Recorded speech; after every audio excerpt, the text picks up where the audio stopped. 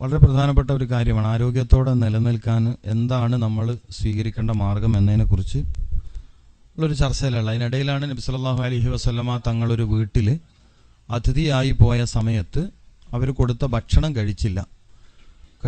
അപ്പോൾ കുറച്ചു നേരം കഴിക്കാതിരുന്നപ്പോൾ അവിടുത്തെ സ്ത്രീക്ക് വിഷമായി, എന്താ കഴിക്കാത്തതെന്ന് ചോദിച്ചു.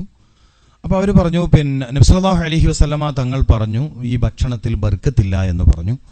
അപ്പോൾ ആ സ്ത്രീ ചോദിച്ചു, എന്താണ് ഞാൻ തന്ന ഭക്ഷണത്തിൽ ബർക്കത്തില്ലാതിരിക്കാൻ കാരണം എന്ന് ചോദിച്ചപ്പോൾ നബി സല്ലല്ലാഹു അലൈഹി വസല്ലമ തങ്ങൾ പറഞ്ഞു, ഇതിൽ നിന്ന് ചൂട് കൂടുതലായിട്ട് ആവി പറക്കുകയാണ്, ചൂടുള്ള ഭക്ഷണം ശരീരത്തിന് പറ്റൂല എന്ന് മുഹമ്മദ് റസൂലുള്ളാഹി.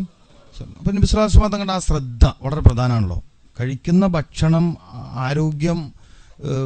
ആരോഗ്യത്തെ ഏതെങ്കിലും രൂപത്തിൽ ഇല്ലാതാക്കുന്നതാണോ എന്ന് നബി സല്ലല്ലാഹു അലൈഹി വസല്ലമ തങ്ങൾ ശ്രദ്ധിച്ചു എന്നാണ് ഞാൻ പറഞ്ഞു വന്നത്. നബി സല്ലല്ലാഹു അലൈഹി വസല്ലമ തങ്ങൾ രണ്ട് കാര്യങ്ങൾ പ്രധാനമായും ഭക്ഷണം കഴിക്കുമ്പോൾ ശ്രദ്ധിച്ചിരുന്നു. ഒന്ന്, അതിൻ്റെ കർമ്മശാസ്ത്രമാണ്, ഫിഖിഹിൽ ഹറാമാണോ ഹലാലാണോ കറാഹത്താണോ എന്നത് ശ്രദ്ധിച്ചിരുന്നു. മറ്റൊന്ന് അതിൻ്റെ ഹെൽത്ത് സയൻസ് ആണ്, ഇത് ആരോഗ്യം ഉണ്ടാക്കുമോ അല്ലെങ്കിൽ ആരോഗ്യത്തിന് എന്തെങ്കിലും. ഇതിനൊരു ഉദാഹരണമാണ് ചൂട് കൂടിയ ഭക്ഷണം കഴിക്കുന്നത്. അപ്പോൾ പ്രത്യേകിച്ച് നമ്മളിവിടെയും ഒരു പക്ഷേ നിങ്ങളിൽ ചിലർക്കെങ്കിലും അങ്ങനെ ഒരു ശീലമുണ്ടെങ്കിൽ പതുക്കെ അതൊന്ന് ഒഴിവാക്കി വരണം. കാരണം പെട്ടെന്ന് ഇപ്പം നാളെ തണിഞ്ഞ ചായ കുടിക്കാൻ വെച്ചാൽ നിങ്ങൾക്ക് നടക്കില്ല. കാരണം നമുക്ക് എതിരായ കാര്യങ്ങൾ, നമ്മുടെ ശരീരത്തിന് പാടില്ലാത്ത കാര്യങ്ങൾ നമ്മളെ കൊണ്ട് ചെയ്യിപ്പിക്കുക എന്നുള്ളതാണ് ശൈത്താൻ ചെയ്യുന്ന ജോലി, പിശാച് ചെയ്യുന്ന ജോലി. അപ്പോൾ എരിവിനോട് താല്പര്യം തോന്നിപ്പിക്കുക, നല്ല പുളിയോട് താല്പര്യം തോന്നിപ്പിക്കുക, നല്ല ചൂടിനോട് താല്പര്യം തോന്നിപ്പിക്കുക, വയറു നിറയെ ഭക്ഷണം കഴിക്കണം എന്ന് തോന്നിപ്പിക്കുക, ഇതൊക്കെ ശൈത്താൻ ഉണ്ടാക്കുന്ന ഒരു ഇടങ്ങാറാണ്. അതുകൊണ്ടാണ് ബിസ്മിയൊക്കെ ചൊല്ലി ഭക്ഷണം കഴിക്കണം എന്ന് പറയുന്നത്.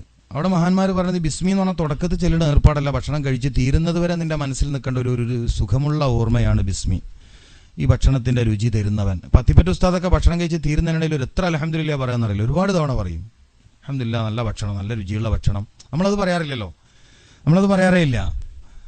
അപ്പോൾ ഏതായാലും അത്തരം കാര്യങ്ങൾ ശ്രദ്ധിക്കണം. ഞാൻ നബി സല്ലല്ലാഹു അലൈഹി വസല്ലമ തങ്ങളുടെ ഭക്ഷണ രീതി പരിചയപ്പെടുന്നതിനിടയിൽ ഈ ഒരു ഉദാഹരണത്തിലേക്ക് വന്നതാണ്. എന്തിനു വേണ്ടിയാണ് ഈ ഉദാഹരണം പറഞ്ഞത് എന്ന് ചോദിച്ചാൽ, നബി സല്ലല്ലാഹു അലൈഹി വസല്ലമ തങ്ങൾ രണ്ട് കാര്യങ്ങൾ പ്രധാനമായും ഭക്ഷണം കഴിക്കുന്നത് ശ്രദ്ധിച്ചിരുന്നു. ഒന്ന് അതിൻ്റെ കർമ്മശാസ്ത്രം, മറ്റൊന്ന് അതിൻ്റെ ആരോഗ്യശാസ്ത്രം. ഇനി മറ്റൊരു വിഷയം നബി സല്ലല്ലാഹു അലൈഹി വസല്ലമ തങ്ങളുടെ ഭക്ഷണത്തിൻ്റെ ശൈലിയാണ്. നമുക്ക് ഫോളോ ചെയ്യാൻ പറ്റുന്ന, നമുക്ക് ആരോഗ്യമുള്ളവരായി ജീവിക്കാൻ താല്പര്യമുള്ളവർക്ക്, അല്ലാത്തവർക്ക് ഇത് ചുമ്മാ കേൾക്കാന്നേ ഉള്ളൂ. അവർക്ക് ഈ ക്ലാസ് കൊണ്ട് ഒരു കാര്യമില്ല. കാരണം ഇതിപ്പം പരലോകമൊന്നും അല്ല പറയണത്, കബറും അല്ല.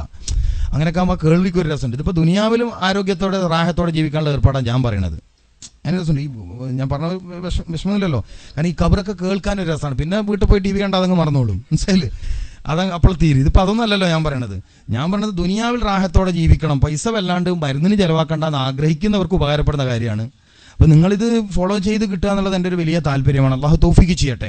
അപ്പോൾ ആ നിലയിൽ നമ്മൾ ശ്രദ്ധിച്ചാൽ തീർച്ചയായും ഗുണമുണ്ടാവും. കാരണം വേറൊരു വിഷയം എന്ന് പറയുന്നത്, നാട്ടിൻ്റെ ഒക്കെ ഒരവസ്ഥ, 4 പേര് ഹോസ്പിറ്റലിൽ പോയാൽ ഒരാൾ കടക്കാരനാവുന്നു എന്നതാണ്. നമ്മളിപ്പോൾ മുമ്പിലിരിക്കുന്ന 4 പേര്, ആ 4 പേരിൽ ഒരാളെങ്കിലും നിർബന്ധമായും ചികിത്സൻ്റെ പേരിൽ കടക്കാരനാകും. അപ്പോൾ 40 പേര് ചികിത്സിക്കുമ്പോഴേക്കും എത്ര ആൾ കടക്കാരനാവും? അപ്പോൾ അത്രയും ആനുപാതികമായി കടം വരുന്നതാണ് ചികിത്സ. അപ്പം അതുകൊണ്ട് തന്നെ രോഗമില്ലാത്ത ശരീരത്തോടെ നമുക്ക് ജീവിക്കണം.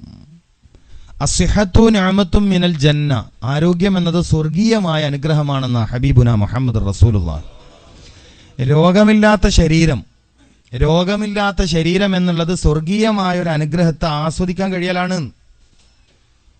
അൽഹുമ്മാ മിൻ ഫൈഹി ജഹന്നം, രോഗം എന്നത് നരകീയമായ ഒരു അവസ്ഥയാണെന്ന് മുഹമ്മദ് റസൂൽ. അൽഹുമ്മ എന്നതിന് സാധാരണ അർത്ഥം വെക്കാറുള്ളത് പനി എന്നാണ്. സാധാരണ രോഗം ഹുമ്മ എന്ന് പറഞ്ഞാൽ പനി എന്നാണ് അർത്ഥം വെക്കാറുള്ളത്. അൽഹുമ്മ മിൻ ഫൈഹി ജഹന്നം, നരകീയമായ ചൂടാണ് രോഗം. അതിനെ നിങ്ങൾ തണുപ്പിക്കുക എന്നുള്ളതാണ്. ഇസ്ലാമിക വൈദ്യശാസ്ത്രം പറയുന്നത് മനുഷ്യന്റെ ശരീരത്തിൽ ക്രമാതീതമായി ചൂട് വർദ്ധിക്കലാണ് രോഗം. തെർമൽ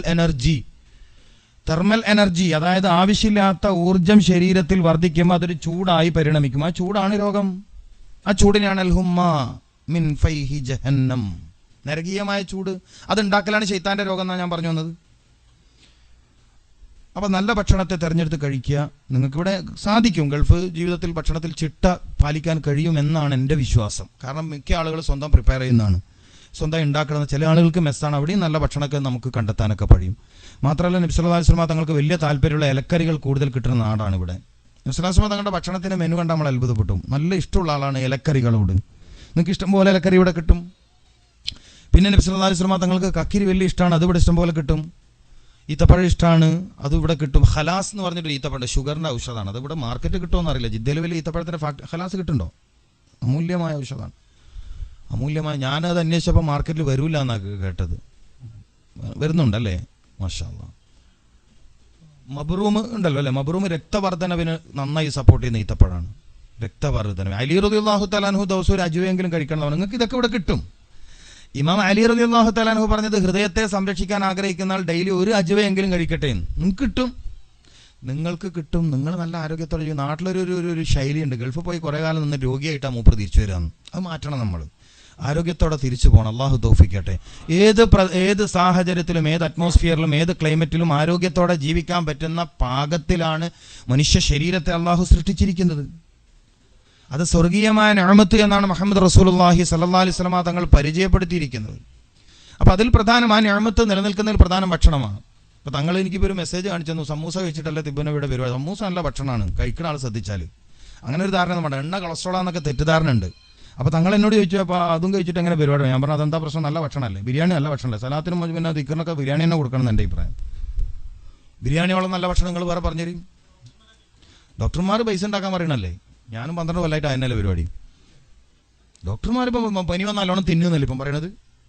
ഇപ്പോഴത്തെ ഡോക്ടർമാർ പനി വന്നാൽ നല്ലോണം തിന്നണമെന്നാണ് പറയാം. സത്യത്തിൽ പനി വന്നാൽ തിന്നാൻ പാടില്ലല്ലോ. രോഗികളെ നിങ്ങൾ ഭക്ഷണം കഴിപ്പിക്കാൻ നിർബന്ധിക്കരുത് മുഹമ്മദ് റസൂൽ. നിങ്ങളിലെ രോഗികളെ ഭക്ഷണം കഴിക്കാനോ വെള്ളം കുടിപ്പിക്കാനോ നിങ്ങൾ നിർബന്ധിക്കരുത്. അള്ളാഹു അവരെ ഭക്ഷിപ്പിക്കുന്നു, അള്ളാഹു അവരെ വെള്ളം കുടിപ്പിക്കുന്നു. ഡോക്ടർമാർ ഇപ്പം എന്താ പറയണത്, നല്ലോണം തിന്നോളി, ഓൻ്റെ ഗുളിക ചിലവായിട്ട് എനിക്ക് കാരണം അടിക്കണം. ഇത് വ്യാപകമാണ്. ഡോക്ടർമാരെ കഥ പറയാണ്ടിരിക്കണം നല്ലത്. മനസ്സിലായില്ലേ? സമൂഹത്തെ ഇത്രമേൽ രോഗികളാക്കിയത് അവരാണ്. നല്ല ഡോക്ടർമാരുണ്ട്, മനുഷ്യസ്നേഹികളായ, മനുഷ്യപ്പറ്റുള്ള, അങ്ങേയറ്റത്തെ സേവന മനസ്കതയുള്ള, വിശാല ഹൃദയമുള്ള നല്ല നല്ല ഡോക്ടേഴ്സുണ്ട്, നല്ല ഡോക്ടർമാരുണ്ട്, ഒരിക്കലും നിഷേധിക്കാൻ പറ്റില്ല. പക്ഷേ കൂടുതലും ആളുകളിൽ ബിസിനസ്, അതിപ്പോൾ എല്ലാ രംഗത്തുണ്ട്. അതിലിപ്പോൾ ഡോക്ടർമാർ മാത്രമൊന്നും വേണ്ട, എല്ലാ രംഗത്തുണ്ട്. കച്ചവടക്കാണ്, പള്ളി എടുത്തിട്ട് കച്ചവടം, മക്കാമുണ്ടാക്കി കച്ചവടം ഉണ്ടാക്കുന്നതാണ്. പിന്നെ അല്ലേ ഇപ്പോൾ ഡോക്ടർമാർ പറയും. അപ്പോട്ടെ, അപ്പോൾ ഏതായാലും പിന്നെ നമുക്ക് ശ്രദ്ധിക്കാം, നമുക്ക് കാര്യങ്ങൾ ശ്രദ്ധിക്കാം. നമ്മൾ ഡോക്ടർമാരല്ലല്ലോ ഫോളോ ചെയ്യേണ്ടത്, മുഹമ്മദ് റസൂൽ.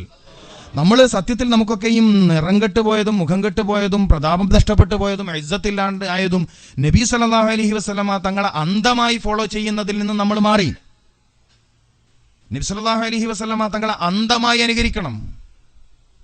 അതിൽ ചോദ്യങ്ങളില്ല, അതിൽ ചോദ്യങ്ങളേ ഇല്ല. അന്ധമായി അനുകരിക്കണം. അങ്ങനെ ഒരു മാനസികാവസ്ഥ നമുക്ക് വരണം. അപ്പോഴേ ഇസ്സത്ത് ഉണ്ടാവൂ, പ്രതാപം ഉണ്ടാവുള്ളൂ.